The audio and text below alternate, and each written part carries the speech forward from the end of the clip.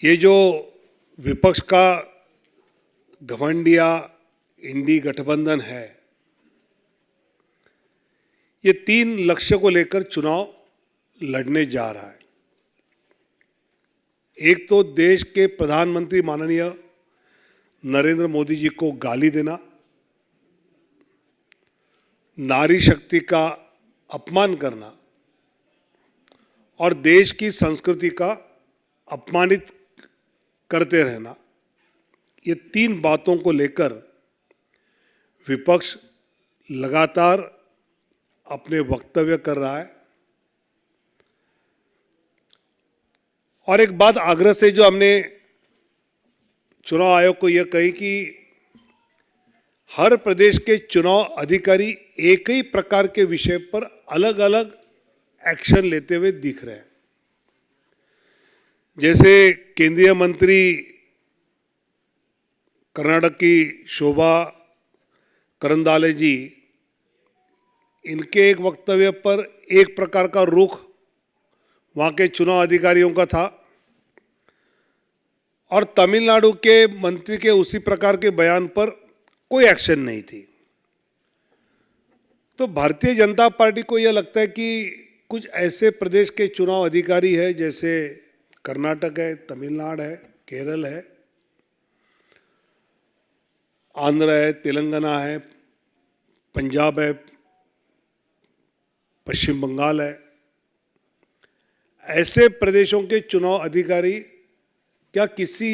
दबाव में आकर जो मॉडल कोड ऑफ कंडक्ट के तहत एक्शन लेनी चाहिए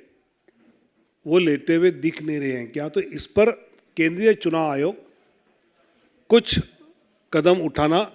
बहुत जरूरी है। मतलब तमिलनाडु सरकार के मंत्री अनिता आर राधाकृष्णन ने जिस अभद्र शब्द प्रयोग प्रधानमंत्री के लिए किए, या फिर तमिलनाडु में ही उदयनिधि स्टालिन ने सनातन संस्कृति का जिस प्रकार अपमान किया, उसको लेकर जो माननीय प्रधानमंत्री जी ने वक्तव्य कहा, उस पर जिस प्रकार ए राजा और बाकी सब लोगों ने भारत माता की जय के नारे का स्वीकार नहीं करेंगे, इस प्रकार का वक्तव्य किया। ऐसे कुछ वक्तव्य हैं जिन वक्तव्यों पर बिना कोई शिकायत वहां के चुनाव अधिकारी ने अपने एक्शन लेना बहुत जरूरी है। संजय राउत ने जैसे कहा कि औरंगजेब का जन्म गुजरात का है, मोदी जी का वहीं का है, और औरंगजेब जैसे हमको दबाना चाहते हैं, और ऐसे वक्तव्य पर किसी भी पार्टी के शिकायत ऑफिशियल कंप्लेंट की राह न देखते हुए अभी तो चुनाव शुरू हुआ है और इस प्रकार के जो वक्तव्य आ रहे हैं उस पर आग्रह यह है कि चुनाव आयोग सुमोटो अपनी ओर से, अगर वो मॉडल कोड ऑफ कंडक्ट का आपको उल्लंघन लग रहा है तो ये एक्शन लेना ज़रूरी है। ऐसा आग्रह आज हमने कई उदाहरण देते हुए